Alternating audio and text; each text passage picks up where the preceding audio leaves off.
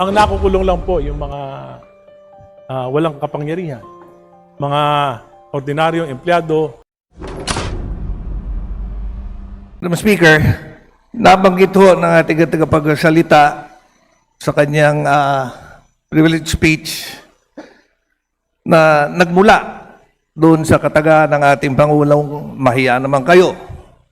Mahiya naman kayo dahil doon mga nangyaring anomalya na tinamaan ng Kamara, Senado, DPWH, DBM. Nabanggit nyo na ito'y pangako lamang. Bakit nyo ho nasabing pangako lamang ito? Sapagkat hindi po nagkaroon ng makatotohanang investigasyon at paghahanap ng tunay na mga nangyari dito sa pinakamalaking nakawan sa kasaysayan ng budget at infrastructure sa ating bansa. Pero hindi ho ba, meron na, dahil sa speech na ito, meron na 15, alam ko, nauna yung 15 na mga contractors na naibanggit, meron rin mga pinangalanan ng mga tao na involved. Hindi ho ba nasimula ng investigasyon tungkol dito? Sa akin pong palagay ay hindi po naging ganap yung investigation at laging nahihinto yung mga investigasyon. Ang nakukulong lang po yung mga walang kapangyarihan, mga ordinaryong empleyado ng Department of Public Works. Hindi naman po magkakaroon ng pondo ang Department of Public Works para sa flood control at mga maanumalyang proyekto kung hindi ito napondohan dito sa Kongreso. Maliwanag naman po dun sa National Expenditures Program ng ating na isinumite ng Executive Department ng DBM. Wala naman po yung mga proyekto na ito. Ito po ay isiningit. Insertions, diversions at amendments. Ang masama po, napunta ito sa mga close projects at mga anomalies projects. Kaya po, kawawa, yung mga maliliit, kumbaga ito po yung mga dilis. Kung nakatikim man ito ng konting biyaya, konti lang. Yun naman po mga kontratista, ito po ay karamihan sa kanila, sa mga nakakausap ko, kung hindi naman ganito ang sistema, paano kami maghahanap buhay? Hindi kami makakakuha ng kontrata. Pero yung mga pangunahing may akda, kung sino yung naglipat-lipat, nagmaniobra, hanggang ngayon po, nagtuturoan pa sila. Yung iba po, nagpapalamig sa Paris. So, kaya nyo po nabanggit na parang hindi makatotohanan ang nagawang investigasyon ay dahil wala pang talagang nakakasuhan o nakukulong? Tama ho ba ito? O yung dapat na totoong managot ay hindi pa napapanagot? Hindi lang po yung pagpapanagot sa mga nagkasala. Unang-una po, kaya bumuo ng Independent Commission for Infrastructure ay upang malaman natin kung paano po yung naging modus operandi upang sa ganon ay maiwasan na ito. At nakita naman natin na kung ano nangyari sa ICI, hindi na ponduhan, hindi na suportahan, kaya nabuwag na lang ng kusa. Ewan ko kung may nakabasa na sa atin sa report nito. Wala pa po. At alam ko po, iisa lang na lang yung, na commissioner yung gumawa ng report na ito at yung dalawa po ay nagbitiw na lamang. Pangalawa, nagkaroon po ng priority legislation ang ating Pangulo. Ito po yung Independent People's Commission na in-overtime natin dito sa Kamara, inaprubahan natin sa komite. Pero nagtataka po ako sa Committee on Rules at Committee on Appropriations, bakit hindi po ito napondohan, bakit hindi pa inasasalang dito para sa ikalawang pagbasa. Kinalimutan na ba ito? Ano ba, mayroon ba tayong kinakatakutan na ayaw natin ng isang makapangyarihan na mag-iimbestiga dito sa nangyari na ito, na pinakamalaking nakawan? Lilimutin na lang ba natin yung trilyong piso? Charge to experience na lang ba yan ng mamamayang Pilipino? Ngunit di ba itong ICI report ay nasabit na sa Office of the Ombudsman? Sa tingin nyo ba walang mangyayari dito sa ICI report na ito? Mahalaga po na maging transparent yung naging resulta. Pero hindi po nailabas officially ang report ng ICI. Kaya hindi natin malaman kung ano talaga yun. Hindi ko alam kung bakit. Meron bang itinatago? Now, in your opinion, dito ho sa ating Kamara, should we initiate an inquiry over kung ano yung nangyari dito sa ICI report para malaman natin kung may patutunguhan ito o meron mangyayari? Sa palagay ko po, hindi ito magaganap. Sapagkat ang administrasyon ang super majority dito at nakita naman natin na yung Impracom na sinimula noon at nung lumalabas na yung mga witness ay hindi na po ay pagpatuloy at sinuspindi na po ang Impracom. Dapat po siguro kung tunay na nais ng 20th Congress na malaman ang buong katotohanan, pwede nating buksan muli ang Infracom at ipatawag natin ang mga kaukulang ahensya na nag-iimbestiga upang malaman natin ang katotohanan sa mga bagay na ito. Now, nabanggit niyo po kanina that base doon sa SONA message ng ating Pangulo, merong sinimulang mga investigasyon tungkol sa mga proyektong hindi natapos at nabanggit niyo rin po na dahil dito, umaksyon ang DPWH. May mga lugar na pinuntahan, ininspeksyon, at may mga iba ditong may findings na. Ang unang-unang ginawa ng DPWH ay repasuhin yung mga cost estimate ng mga proyekto. Yung pagripaso ng cost estimate, nabanggit nyo rin, ang bunga nito ay wala nang naging bidding. Pero itong statement nyo na wala nang naging bidding, base ho ba ito sa inyong sariling experience sa inyong distrito o ito ay nakuha lang natin dahil sa mga nakasulat sa dyaryo? Hindi po. Sa halos lahat po. Hindi ko lang alam po kung meron talagang may tinitingnan at tinititigan ang DPWH.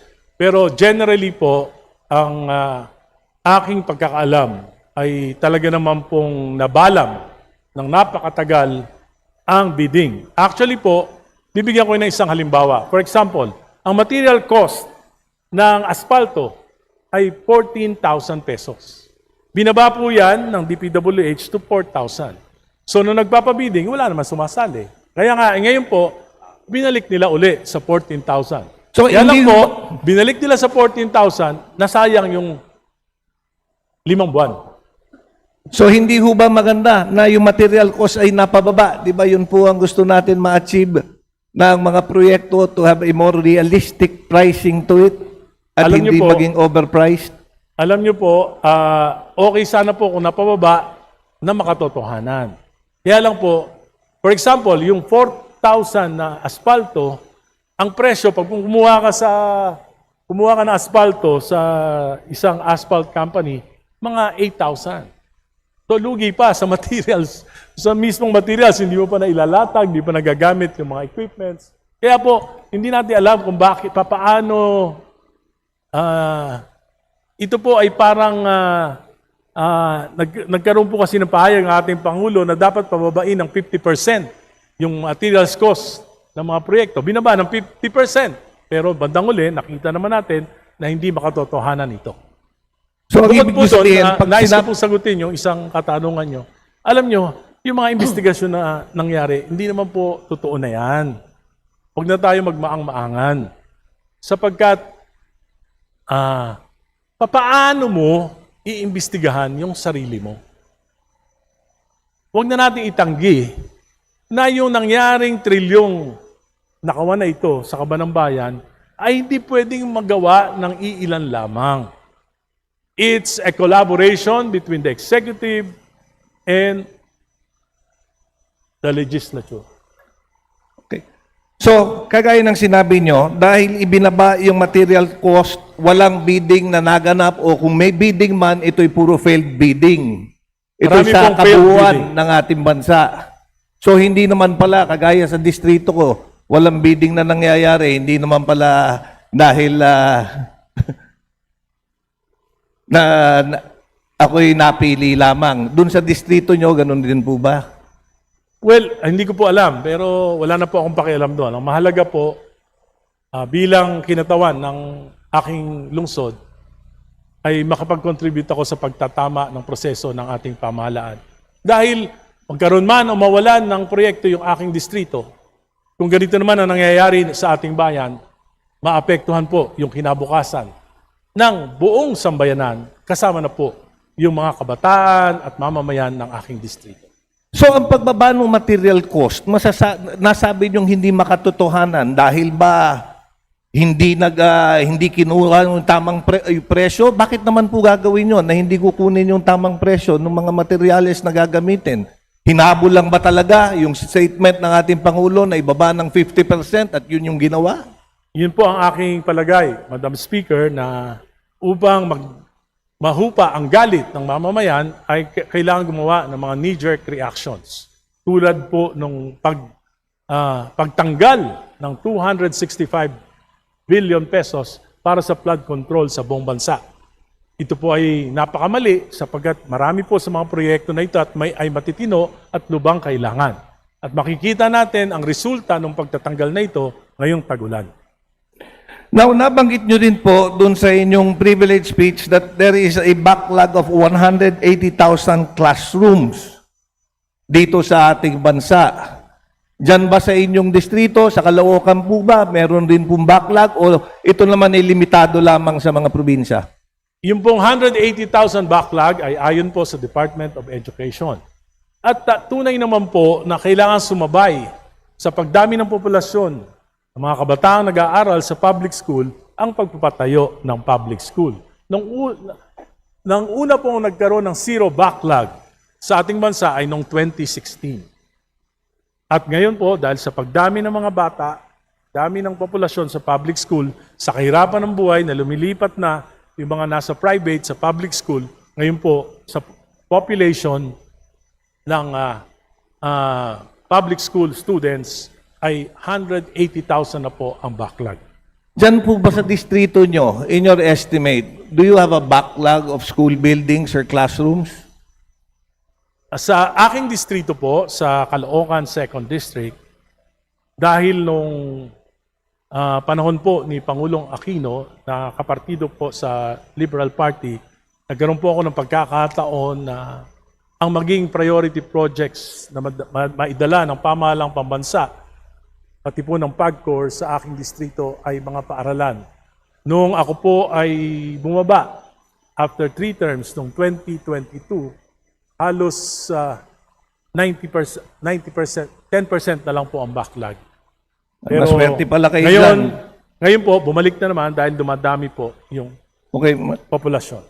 Kaya ko ito naitanong dahil sa aking distrito, naalala ko nung ating hinahanda ang budget for 2026. Isa sa una kong pinag-aralan dahil gusto ko ngang makatulong rin at may angat ang numero ng classrooms dito sa sa aking lungsod at sa aking distrito, pinatawag ko yung aming DepEd supervisor para tanungin kung ilan ang backlog namin sa classroom at kung kailangan ng school buildings. At ako'y nabigyan ng listahan. Yung listahan na yon, during the budget deliberation, ay aking nilaban na mapondohan.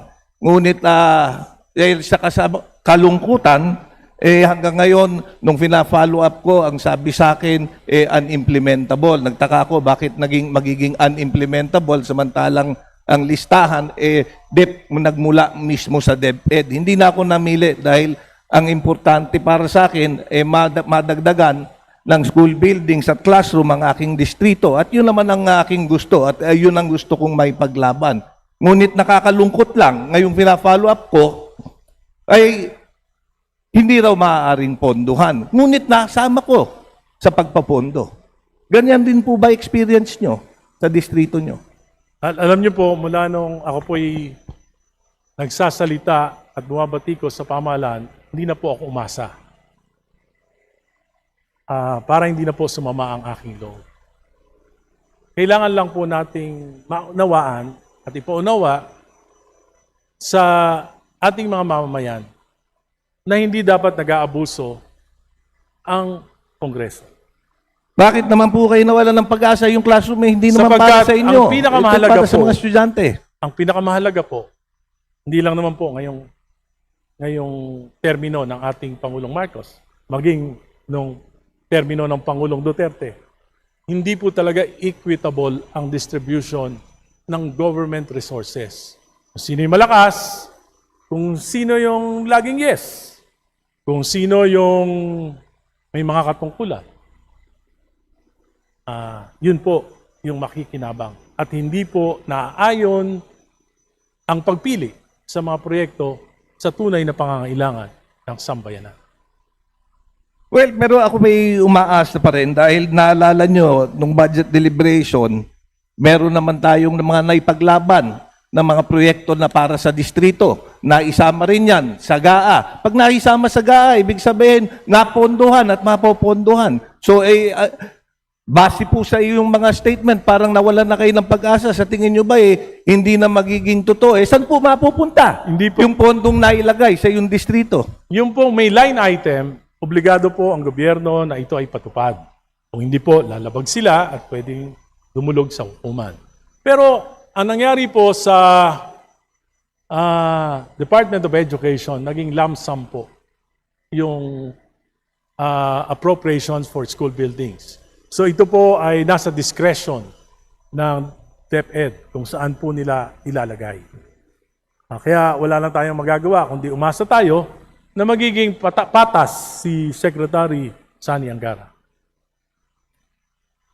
Now, paano naman po yung mga proyekto, mga tulong sa inyong mga kadistrito? Paano yung mga nagkakasakit?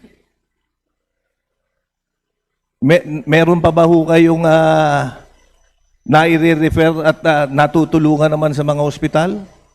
Ay, hindi. Yung, ano na po yun, Madam Speaker, para sariling gastos na po yun. Konting tulong, pakonti-konti, pero yung inaasahan natin na, di ba po, nakita naman natin na sa special provisions ng ating GAA, bawal na mag-endorse yung mga congressman. So, hindi na pwedeng mag-endorse, pwede siguro makiusap sa mga departamento. Hindi ko lang alam po, pagka yung leadership, pagka paborito nila, kung meron, dahil may mga nakikita po akong papeles na may mga endorsement for several millions of pesos para sa MAIP-IP. Now, but the bigger picture is actually the economy. And in fact, I agree with you. The inflation is currently at 7.2 and projection is that it will go up as high as 7.8 or 8%. GDP for April was 2.8 and in May, bababa pa rin ito. Now, pero meron pa naman pong 2 taon. Now, sa palagay nyo, ano ang naging dahilan ng pagbagsak ng ating ekonomiya? Pwede pa naman may address to dahil ba sa too much political noise o walang concentration sa pag-aangat ng ekonomiya? Ano ho ba sa palagay nyo? Well, mahirapan po sapagkat, for example, wala namang public spending, walang procurement. Kung magpo-procure ngayong May, June, so tag-ulan na po at mahirapan nang ma-implement yung maraming proyekto sa infrastruktura. Bukod po dyan ay umasa po sa ang gobyerno ginagasta yung pera sa ayuda. Bukod po dyan, bumaba ang koleksyon. Kaya hindi po natin alam kung nakakasabay ba sa hirap ng buhay ngayon, nakakasabay ba yung collection dun sa mga dapat pagkagastusan. At may mga sapantahan nga kaya hindi tinutuloy yung mga programa at proyekto sapagkat wala namang sapat na salapi ang pamahalaan para sa pagbabayad ng mga proyektong ito. Ayon po sa mga kontratista na mga nakakausap ko, mayroon po mga kontratista na yung mga last year accomplishments nila ay hindi pa nababayaran. At kung bayaran sila ay pakaunti-kaunti lamang. But, Madam Speaker, pero sa aking pakiwari, hindi naman pwedeng through public spending lang para maiangat ang ating ekonomiya. Dahil ang importante rin is yung mga FDI, foreign direct investment. Ano na ba ang kinakalagyan? Paano po tayo makakapag-track ng foreign direct investment? I think that would also help the economy Gaya if po there ng- is a policy towards that goal. Madam Speaker, gaya po na sinabi ko kanina, bumaba po ng negative 23% ang index ng investments confidence sa ating bansa dahil po ito sa primarily corruption. So sa inyong opinion, Ano ang dapat gawin? Ang kailangan po, yung economic problem natin ay naging bunga ng ating political problems. So dapat ang Pangulo, para sa aking opinion, ang dapat niyang institute ay political reforms. At hindi po ito magiging posible kung ang gagawin ay magbigay lang na magbigay ng ayuda o kaya mag-inspeksyon na lang na mag-inspeksyon ng mga proyekto. Ito po ay, sa tingin ko, ay optics rather than genuine reforms that may spark economic development. Now, base po sa inyong sagot, dapat gawin political reforms. Di ba sobra-sobra na nga ang politika dito sa ating bansa? Kung political reforms na naman ang gagawin, baka lalo tayong bumagsak. What about economic reforms, economic policy concentration? Alam Ano niyo bang po, political reform mga... maraming pinangako ang ating Pangulo ng mga political reforms na hindi naman natupad. For example, the anti-political dynasty law na pinangako niya na as a priority legislation. Ang ginawa po, ang ipinasa ay isang batas na nag-i-institute nagli-legalize ng political dynasties. Pinangako niya po yung kadena. Pero hanggang ngayon po ay hindi umuusad dito. Pinangako niya po yung Independent People's Commission na mag-iimbestiga ng mga corruption sa infrastructure at national budget. Hindi rin po natupad dito. Yeah, pero Madam Speaker, Yan po yung pinakamalaki dahilan kung bakit bumaba ang kumpiyansa ng mga namumuhunan sa ating bansa, maging lokal, maging nasyonal, maging international. Sapagkat kung may malaking corruption na nagaganap na hindi nasasagot o napapahinto ng pamahalaan, ay talaga pong pupunta nila sa ibang mga bansa na mas maayos ang estado ng pagninegosyo. okay, now, pagdating sa accountability, sang-ayon ako sa inyo yan, that it might be able to lift our country pagka may papakita ng ating pamahalaan that there is true accountability.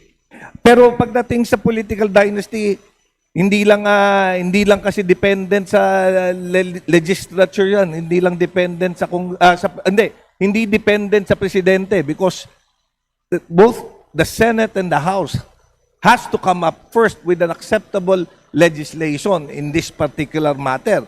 At yan pending. So, in the long term, maaring it might help lift the economy later on, pero masyado pang matagal yan. Pero in the short term, what should we do to help the economy go afloat? Wala po ako nakikita na short-term solution na ginagawa yung ating pamahalaan. Gaya po na sinabi ko, hindi ako naniniwala na maski yung pinakamagagaling na economic managers natin ay may magagawa pang paraan para makarecover yung ating ekonomiya sa dating estado o sa estado ng mga kalapit nating bansa. Dahil sa nalika na problema nitong pinakamalaking nakawan sa kaban ng bayan. Kaya po, ang pinakamagandang magagawa natin, ihanda natin yung kinabukasan sa pamamagitan ng mga political reforms. For example, yung ano yung mga mali sa government structures, yung kailangan na sigurong baguhin ng mga provisions sa 1987 Constitution na pumipigil sa pag-angat ng ating bansa, siguro po ito yung dapat na unahin ng ating pamahalaan. Ito yung legacy na madali-daling magagawa ng ating Pangulo. Pero alam nyo naman po ng taong bayan allergic if we start tinkering with constitutional provisions. Not now, but we just prepare, simulan natin ngayon para maipamana natin sa successor ng ating Pangulo ngayon. We can form a commission that will study possible revisions in the Constitution, recommendation for a constitutional convention after the term of the President. Now, It should start now. lastly, base sa iyong privilege speech at mga sagot, parang nalulungkot naman ako at parang nawawalan na kayo ng pag-asa. Ganun ba yung tingin nyo? Walang pag-asa? O meron pa naman 2 taon upang maiangat natin Kaya nga yung po, ating bayan? kaya nga But po, we all should be able to help and contribute. kaya nga po, kung narinig niyo po yung aking speech, sabi ko, sa July 27, hihintayin ko po, kikinggan ko ng mataimtim, ang sona ng Pangulo upang masagot niya kung ano pa magagawa niya sa 24 na buwan ng kanyang termino. Okay. Sana naman po, wag con us. Salamat po. Maraming salamat po, Madam Speaker.